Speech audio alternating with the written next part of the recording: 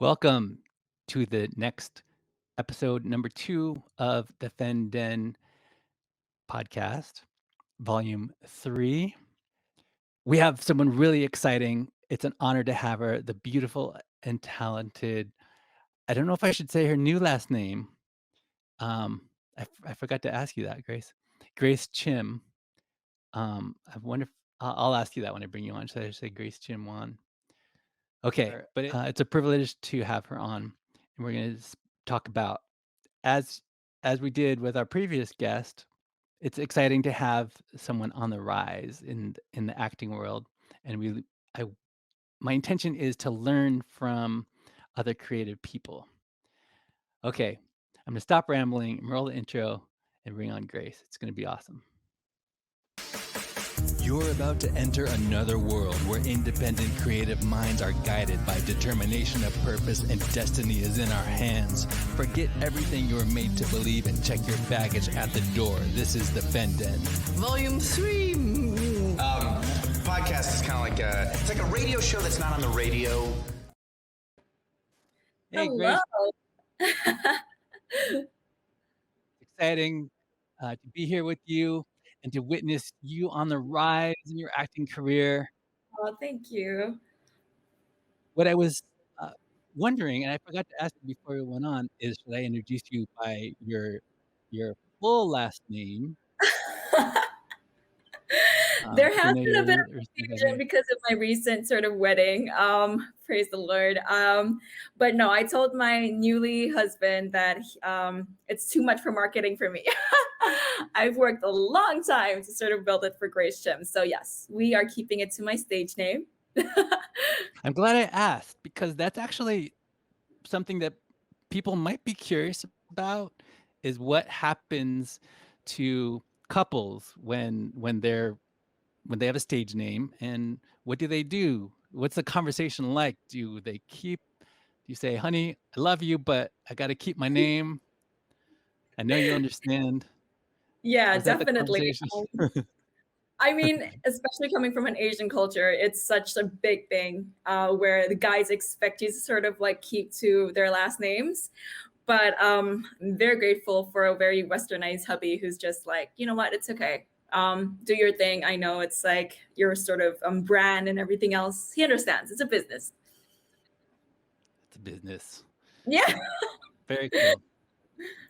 So, what, um, got you into acting? Was it something you always wanted to do? Sure. I grew up in Indonesia, which is a little southeastern sort of archipelago of islands. Not many people around the world know about it. But my parents were bankers, and none of them are sort of in the creative industry. I just sort of loved singing and acting, even like since I was like 6. I remember karaokeing to like Britney Spears every afternoon after class. But I think I had a lot of backlashes from my teachers and like my family in general and my friends who said that you're not talented enough, you're not attractive enough to even just reach, the standards of Hollywood, whatever that means in, the 1990s. So I didn't give up on it secretly, but I still went ahead with my sort of parents' sort of, desire to get me into business.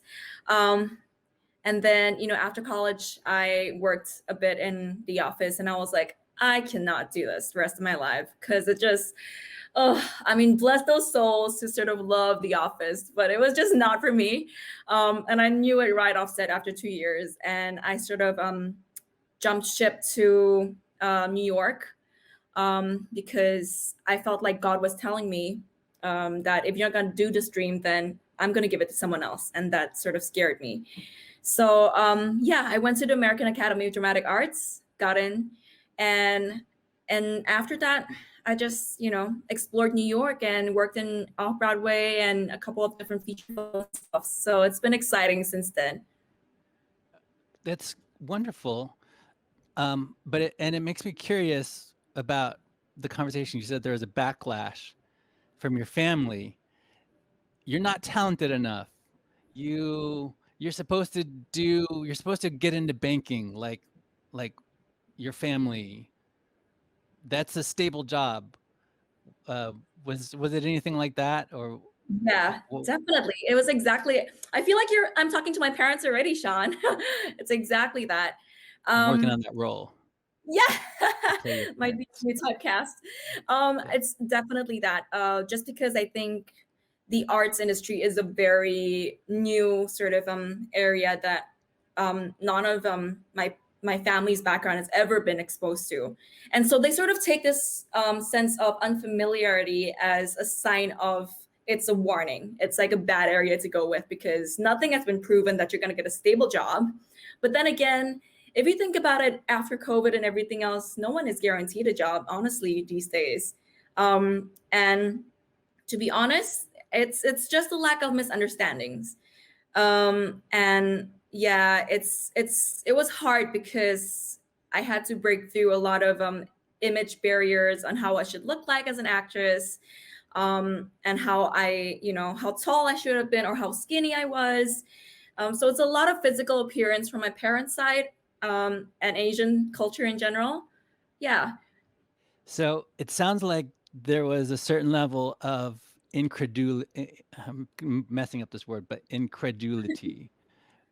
In other words, because they couldn't understand it, it was not acceptable. We, we can't understand this, what you're trying to do, Grace. You you're not talented enough. Did you just say, I'm doing it anyway? Or once you got into the Academy of Dramatic Arts, did it change? Because So I did a in your I eyes, did a wild thing for the first time in my life. I actually applied to the university first before actually telling my parents at all, just because I think I wanted to prove myself as well. And when I got my acceptance letter, I was already booking my flights to New York, and I sent a text to my parents. I told them, Mom, I am moving to New York, and I feel like this is what God calls me to do and stuff. And they can't really say anything about it, just because I've made my mind about things. Yeah, so I had to take the jump, and not listen to anyone else, but my gut. so you're following your gut. Was it a gut feeling, or was it like I'm gonna jump to the conclusion that your parents have a Christian belief too. So if Um, you say God told me to do this, they're like, okay, well, yeah, I think I what? sort of used the God card a little bit, but it was true. I just sort of felt like God sort of called me there, and I think by gut feeling, yes, it was a Holy Spirit sort of intuition, whatever you call it, guiding that I felt that if I did not take the step and jump, I knew that I would regret it the rest of my life. You knew you would regret it the rest of your life. That is parallel. That's what Laval said on our podcast, our last podcast. It was the similar thing. It's Hmm. that avoidance of regret. Yeah. Is that how you kind of go about your decision making in with other things? Is like I don't want to regret. I don't want to regret this. So Um, I don't know. I think I'm someone who takes calculated risk. If yeah, I sort of pray about things first, take a sort of like a few months or like a month or two to sort of think about my decisions before I actually do anything. But I do my own research of what is involved in everything else. And when you sort of take the steps and break it down into pieces, it doesn't seem as intimidating as it should, the big picture. Because sometimes I think what scares us the most is the big picture of like, okay, how am I going to get there when I'm so far away? But when you actually break down the steps and make it into a logical, realistic pathway, that's when you sort of realize that, oh, okay, I can totally achieve this. It just takes a bit of time and sort of planning. it takes planning. So what are the steps when you become an actor? The steps are go to school and I then didn't have all the steps. Like I was like, I didn't really know about anything about acting, honestly, because compared to people who grew up in the States or like the Western countries, they had training. They were sort of prepped in high school to sort of have a future in the arts world or the entertainment world, but we never had that. So what I had was a 1-step or 3-step plan. But I found that as I take and obey the steps that I had to take, more steps begin to unravel. It seemed like when you actually make a decision to do something and then you do break it down into steps and you stick to it, things seem to work out because of you taking those steps and you stuck to it. That that's commendable. I think that's how you're going to be so successful. What are you working on right now? So I actually just finished production for a few films. I have a bit of an NDA that I not really supposed to sort of talk in detail about it. But it's in post-production. One is about to be released in August, actually. It's a feature film called Risen. It's a sci-fi, and it's going to be available to the streaming services. So that's very exciting. I had to be in a closet using a gas mask and, just being in my own space while I imagine aliens above me trying to entrap me in my own home. So yeah, that was fun. And I'm waiting for the post-production of one of the latest Marvel films that I was very fortunate to be a part of. So yeah, right now it's just taking a break and just learning a new skill. I have classes tonight for Japanese sword fighting. So yeah, I use these sort of little breaks after production to sort of learn new skills and just be better in my craft and everything else. So there's a couple of things there that's really exciting. Congrats, by the way. There's a couple of things there, like, but before I ask about the sword fighting, I don't want you to violate the NDA, but was the NDA for the Marvel film? Well, you don't have to tell me if it'll violate the NDA. It is for the Marvel film. But I mean, it's sort of on my IMDb that I am on it anyway. I just can't sort of speak too much about the plot or anything like that. Yeah. Okay, but you can reveal that it is a Marvel film. That is the project. Yes, it is. Okay, all right, cool. Yeah. I don't want to get in the way of anything, but that's very really great. exciting. Thank you. And the sci-fi film, is that one called Risen? Yes, it's called Risen. Right? Yeah, it's distributed by Vertical Entertainment, which is a really big entertainment company in LA. So it's going to be available on August the 20th, if I'm not mistaken. Yeah. So that's this exciting. August? Yeah, it's this August. Summer? Yeah. Oh, nice. It's it's been interesting because I had to move back to Australia since COVID happened. And before this, I was in New York, as you know. And it was a big adjustment, sort of adjusting to what the acting world looked like in New York and how it looked like in Australia. But I found that a lot of productions from the States were actually moving to Australia during the COVID season, which I got to be able to benefit a bit from that. There must be a huge difference between New York and Australia. What was it? Just a matter of like New York is so dense and there's so much activity in one place and studio space is hard to get. Or was Do you know the biggest difference? I was so confident because I was like, okay, I'm from New York. I've got all these experience with like castings and stuff. And then when I went into Sydney, which is where I am now, I realized that they do auditions so differently. Number one, we're not allowed to bring our scripts into the casting room.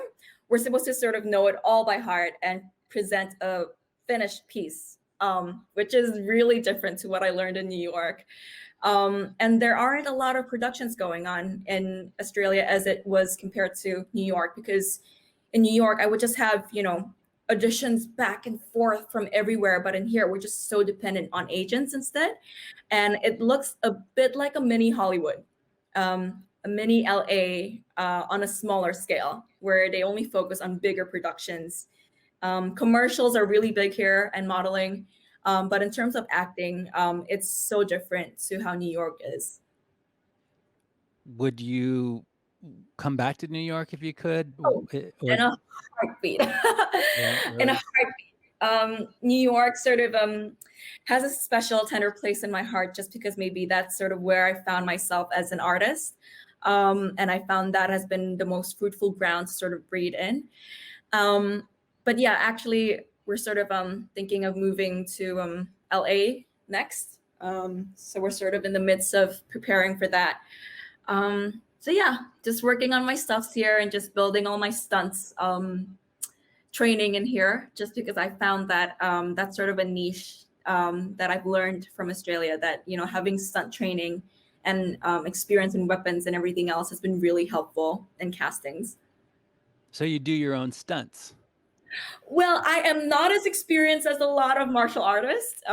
They take years to sort of get a taekwondo experience for that.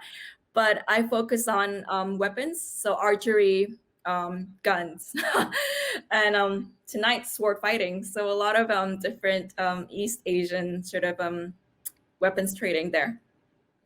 So what's the craziest gun that you've ever shot? Do you know guns really Those well? are really, I mean, the ones on set are fake, but they are heavy, like machine guns. They're like like the little handguns. Those are light, but machine guns are really heavy, even though it's fake. So it's pretty interesting to sort of carry around and still having to kneel down and reset and take again. You ever shoot real guns? Not just in not prop. just in training grounds. Just in training grounds. I don't think we're sort of allowed to. So Australia is really different. We're not allowed to bring any weapons around. Not like in New York, where I had like a pepper spray around, or like an alarm to sort of like watch out for. But yeah, You can't have pepper spray in no, Australia? it's like a legal offense. I'm pretty sure we can't bring any, like, not even a Swiss Army knife. Really? Wow. Yeah. So is there not a need for it? There's not violence on the level where you would need to defend yourself with Um, pepper spray? I think we're pretty safe in here. I wouldn't say the night times are safe, but I think it's fairly safe. It feels like Seattle. It's not Seattle. really a safe city, but it's safer than New York. But what about a boomerang? Can you have a boomerang? Probably. You Those got are feisty. Yeah, It's it's sort of Australia. You have to have a boomerang yeah. Everyone has a boomerang. and a pet kangaroo. Yeah. Oh, you know what? When we were shooting Marvel, actually, we had a lot of kangaroos where we were shooting at, and it was just a scary thing because we think that kangaroos are like this fluffy little creatures, and then they're actually really violent and actually kills people by actually kicking people. So they're really feisty. They actually kill a lot of people in Australia. Yeah, they look like boxers. I wouldn't want to get in a fight with the kangaroo. It's very gamey. But you'll have a sword. I mean, you have real swords. You can't really fake a Um, sword, can you? so we only use it in the dojos right now because we're in lockdown again. Very funny, Australia. So what I'm doing with my class is we're doing it over Zoom, and I'm using an umbrella instead to sort of practice my sword movements. Oh, okay. So you use an umbrella instead of a Yeah. Or we have actual a sword. wooden Oh, staff because it's on as Zoom. well. Oh. Oh, Yeah. okay. So that's how you do it. Yeah. Cool. Okay. So do you see yourself doing more action adventure kind of stuff? Is that something you would like to do? It wasn't something on my radar because, coming from New York, I thought I was just this musical person who just enjoyed singing and dancing in, films and stuff. But now I'm realizing it's more of a benefit. Um, it's quite sad to say because there are certain stereotypes that the industry holds about different cultural groups. And sadly enough, being Asian and stuff, you're sort of there's a lot of typecasts to sort of the types of Asian roles there are, and a lot of them are attached to kung fu, or like knowing all these like delicate sword movements and everything else. So I think that's what has been working for me lately, in terms of having that extra knowledge in stunts and everything else. So the extra knowledge in stunts will be good for getting more roles like that. Yeah. Um, from what I gather, breaking stereotypes is something that you've it seems like you're interested in doing, sort of breaking typecasts and breaking stereotypes. Yeah, it's really hard, Sean, just because for the longest time, I think the industry has had only three main Asian identities in their radar, and that only included the Chinese, the Japanese, and the Koreans. And I'm not trying to be racist at all, but it's just, um, those are the three main groups that they think are Asians. But for people like me, who is a mixture of an Indonesian mom and also a Singaporean dad, where does that fit in? I don't look dark like most Indonesian people do, but I speak the language fluently. I look like the three main Chinese, Asian, or Japanese, Korean culture, but I don't speak any of those languages. So it's been disheartening because there aren't much roles that actually has Indonesian languages where I sort of grew up.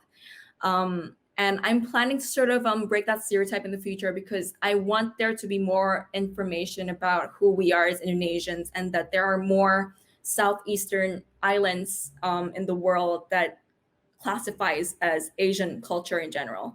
But for those people who are underrepresented, would you would you ever work on to bring those stories to people? Yeah, Is that it's been, something that you're interested in yeah, doing? definitely. It's been really on my heart. So it's just, I've got sort of the main story of it that I'd like to write. I'm actually wanting to look at folk stories from Indonesia, to sort of give an introduction to sort of our islands and everything else, and make it into a modernized version, feature film. But I think it's in the back burner because I'm still collating certain individuals from the Indonesian community who we can partner with to sort of make this happen. So you would need to partner with the right people to make it happen. Yeah, Speaking with of the right vision. partnering with Yeah. people, yeah, what's your dream role or slash um, person you would like to work with? Oh, that's okay. So dream role. I want to work in Disney. That is like my dream role.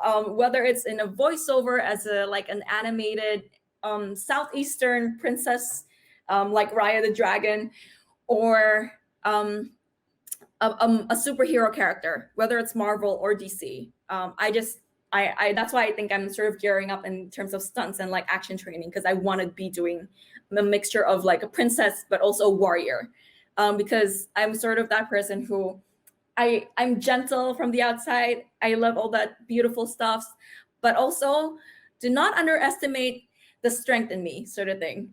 So yeah, I think I have a few dream sort of actors I want to work with. Meryl Streep is a big one, and Sandra Oh.